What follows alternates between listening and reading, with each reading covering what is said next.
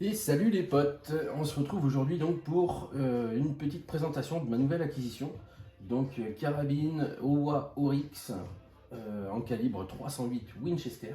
Donc Owa qui est un fabricant japonais manufacturier depuis les années 1900, depuis le début des années 1900, qui pour la petite histoire avant fabriquait des machines pour le textile et qui en voyant commencer ce qui arrivait en Europe avec la Première Guerre mondiale a pris des appels d'offres pour faire de l'armement pour son pays, pour les Japonais, et puis du coup qui s'est étendu après par la suite et qui maintenant est une marque connue et reconnue mondialement et énormément aussi outre-Atlantique chez nos compatriotes américains. Owa donc fabrique sur ce modèle-là du moins, fabrique toute la partie canonnerie, bloc détente, et Oryx pour la partie châssis. Donc ça c'est une collaboration avec MDT qui est un accessoiriste plus typé TLD. Donc moi c'est un châssis que je connais très bien, c'est un châssis alu, hein. C'est un châssis que je connais très bien pour avoir exactement le même sur ma CZ 457 qui de base était un modèle LRP pardon, que j'ai choisi de remplacer la crosse pour mettre exactement le même châssis que ça. Qui apporte plus de rigidité, ça conserve le canon flottant et puis qui apporte aussi un côté un peu plus tactique quand même. Donc voilà, Owa Oryx, donc collab entre Oryx et Owa sur ce modèle là. Ça c'est un modèle que j'ai acheté en pack parce qu'on le trouve plus facilement en pack, même si actuellement c'est très difficile de le trouver que seul. Donc le pack comprend la carabine, la lunette, les montages, le bipied et un frein de bouche aussi. Donc ça c'est moi qui ai rajouté le monopode arrière par la suite. Alors de base au niveau du pack, la lunette c'est une Nico Sterling, celle-là c'est une Microdot. Les montages sont certainement pas ceux d'origine. Le bipied Castelberg, donc ça c'est bien le bon. Et normalement, au niveau du frein de bouche, on est sur un Owa T3. Et moi, c'est un frein de bouche de la marque Oder. Donc je pense que c'est l'armurier chez qui je l'ai acheté. Il a dû faire un peu son pack lui-même. Oui, pardon, j'ai oublié, dans le pack, il y a une mallette. C'est pas la mallette de derrière, c'est une mallette Flambeau. De la marque Flambeau que j'ai récupérée pour y ranger les 12 des grands-pères. J'ai préféré acheter une nouvelle mallette pour ce modèle-là. Parce que je peux y loger en même temps le bipied. Et ça m'évite de devoir démonter. Alors je démonte le bipied parce qu'il est quand même trop large, mais je peux le ranger dedans. Et le monopode, j'ai pas besoin, ça passe nickel avec la lunette. Il y a de la marge et puis elle est quand même plus qualite. Et j'aime quand même bien protéger mes armes pendant le transport. Donc je préfère quand même investir dans une mallette qui vaut le coup. Chargeur MDT, polymère, 10 coups. Là, c'est une balle de 308 de manipulation, donc c'est un étui d'origine dans lequel a été moulé un silicone pour lui donner une forme d'ogive et en même temps avoir une semblant d'amorce derrière pour pouvoir percuter. Donc au niveau du chargeur, hein, retravailler un petit peu sur les bords vu que c'est un polymère. Et là au niveau de l'alu, il y a quand même des petits frottements qui font que voilà, c'est un petit peu chiant à mettre. Sinon, au niveau de la culasse très fluide, l'extraction se fait à la perfection. Et puis, on peut chambrer aussi, du coup, comme ça rentre très bien. Voilà, ça aussi, le petit niveau là, c'est moi qui l'ai rajouté. De toute façon, la lunette va changer. Je pense partir sur une Vortex Strike Eagle en 5,25 par 56. Parce que Vortex c'est ce que j'ai sur la CZ et c'est vraiment top quand même. Je pense que celle-là va partir en vente. J'ai regardé, c'est une lunette qui vaut dans les 350. Donc là elle a servi juste aujourd'hui pour la petite session shoot au stand avec Antopac là qu'on a fait ce matin. Mais je pense que voilà, d'ici la fin du mois, voire début du mois prochain, elle sera remplacée par une Vortex. Du coup, ce que j'ai fait, j'ai installé, donc, comme je disais, le petit monopode à Q-Tac à l'arrière, voilà, qui est très pratique, dans le sens où voilà, il est réglable directement par le petit levier et après on va affiner en le tournant. On a un pas de vis ici qu'on peut verrouiller aussi après si on veut pas que ça bouge avec cette rondelle là. Donc là, voilà, très pratique. Les sacs de tir c'est bien, mais moi j'aime bien avoir, je tiens du coup en appui ça, le monopode, et puis je vais le tourner, je vais l'orienter même si entre chaque tir, hein, on est amené à le visser, le dévisser, c'est quelque chose que j'aime beaucoup. J'ai exactement le même système sur le même châssis sur la 22 LR. Le 308 c'est quoi? Du coup un 308, voilà, c'est ça. Donc le 308 Winchester, bon là on est sur un calibre un peu différent quand même, hein, du 22 LR, hein, ça secoue un petit peu plus. De toute façon dans la vidéo je vais vous intégrer des images de la session shoot ce matin, en sachant que voilà c'était vraiment la découverte de la carabine. Qui s'est très bien passé, agréablement surpris. Voilà, bon, c'est quelque chose de très lourd, hein. On est quand même sur 6 kg, 6,5 kg de base, on rajoute, ouais, on est là à 6,6 kg à peu près, donc c'est quand même bien posé. Au niveau du bipied, on est sur, si je fais pas trop le con, clac, je sais pas si vous allez voir, voilà, sur des espèces de patins style ski et qui sont quand même vachement rainurés en tout. C'est pour ça que j'ai mis une petite microfibre, sinon ça va poncer la table. Donc le fait que ce soit sur un petit format ski comme ça recule très bien, ça avance très bien. Ça, voilà, le grip en dessous est fait pour accrocher. Mais sur des terrains un petit peu pourris, on a quand même quelque chose de très stable avec ça. Donc ça, vraiment au niveau du bipied, on est sur du très bon matos.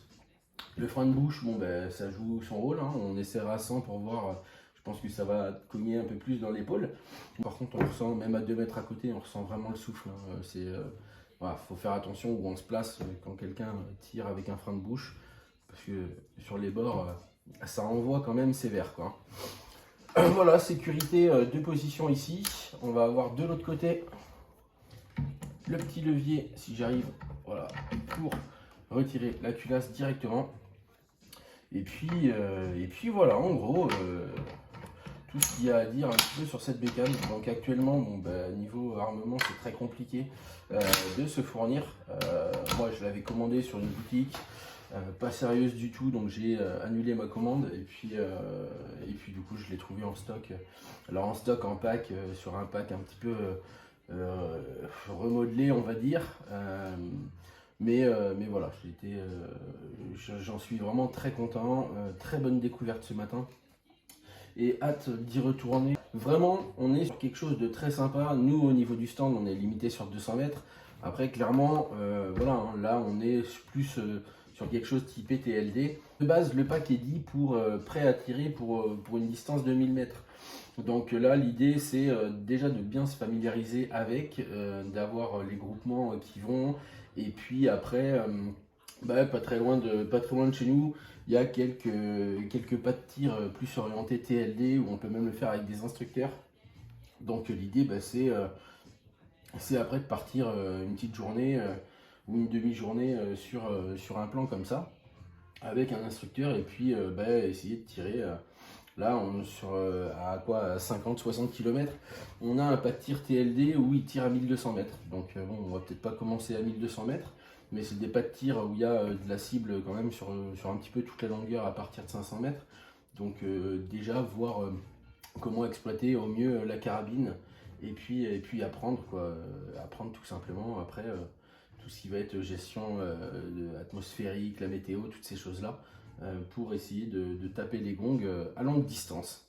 Voilà, je vous plug des petites images de la séance shoot de ce matin avec Anto. Très bonne découverte, super sympa. Voilà, on s'est installé directement à 200 mètres, hein, sur le pas de tir, et franchement rien à redire, quoi, hein. Ça tape le gong sans problème. Moi, quand Anto est parti, je me suis mis après sur de la cible, plus à essayer de faire du groupement. Bon, le canon manque encore de rodage, hein. On a tiré 120 cartouches ce matin, mais voilà, il y a le canon qui demande encore à être rodé un petit peu, hein. Quand c'est neuf, c'est normal, hein. Donc on va peaufiner tout ça, et puis après on va aussi travailler le rechargement au niveau des munitions pour essayer aussi de stabiliser, parce que même sur du manufacturé, même sur le même numéro de lot, il y a de grosses différences entre les poids d'ogive, les doses de poudre très certainement, les poids aussi au niveau des étuis. Donc l'idée du rechargement, c'est justement d'uniformiser tout ça en faisant soi-même sa munition, de l'amorce, de retravailler l'étui, de l'ogive et de la poudre. Donc ça, ce sera aussi l'idée de faire une vidéo, enfin une ou voire peut-être plusieurs, plus typée rechargement. Mais pour recharger, il faut d'abord vider les étuis. Donc là, il y en a 120 de près déjà. Et puis aussi pour recharger, il faut de la matière première, chose qui est très compliquée à se fournir en ce moment. J'ai un peu d'amorce, un petit peu d'ogive, mais niveau poudre, c'est un petit peu la galère. Donc on va d'abord rechercher de la poudre, et puis une fois qu'on aura tout ce qu'il faut, je vous ferai une petite vidéo à ce sujet-là. Voilà. Je vous mets en ligne les vidéos de ce matin, de la petite session shoot où Anto a fait mon spotter, où je faisais son spotter quand c'est lui qui était derrière la détente. Et puis voilà. Si vous avez des questions, n'hésitez pas dans les commentaires à poster, je vous répondrai et il n'y a pas de problème. Et du coup, je vous souhaite une très bonne fin de journée ou soirée, ou un très bon début de journée ou soirée en fonction de l'heure où vous regardez la vidéo. Et puis voilà, allez, à plus les potes. Ça tourne. Tu fais les gongs? Ouais. Allez. Ouais.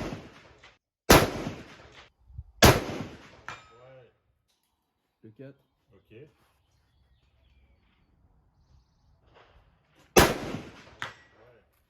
Bon, je vois pas l'impact, mais ça touche. 3. Ouais, nickel. Fais une bille. Légèrement sur la gauche.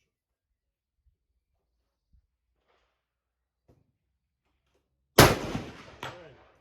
Nickel. Haut. Ah, haut, mais touché quoi. Ouais.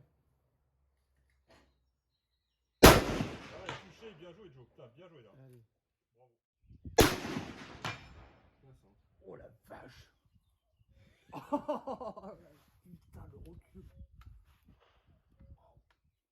Par contre, là où je suis, je l'ai compté. Oh putain.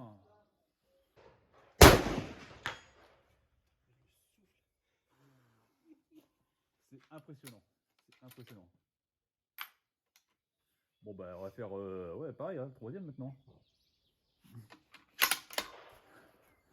Tu sens la résistance de la culasse quoi, c'est pas pareil là, c'est sur un autre monde. Hein.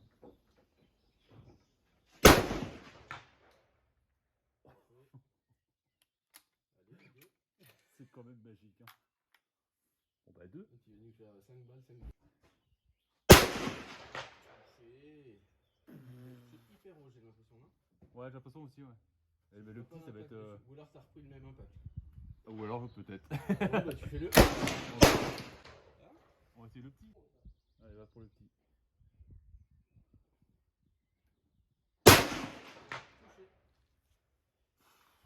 Magique. 5 balles, 5 gongs à 200 mètres. Génial. C'est le sacré bécane. Bonjour. Waouh. Ouais. Putain la vache. Ouais c'est bon, j'en veux une. C'est bon, j'en veux une. Ah je vais demander des sous pour le rêve. Tu peux bouger d'ici le mal. Souvent, si tu vois pas le gong bouger, tu vois le souffle. C'est clair. Alors on est sur la quille.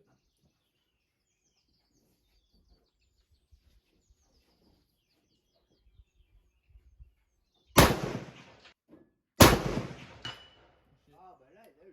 Là.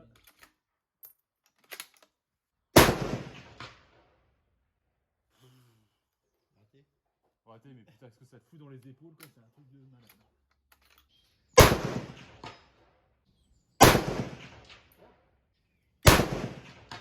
Là, tu fais. Voilà. Ah, tout de même. On entend quand même la différence. Ouais, ouais, c'est vrai.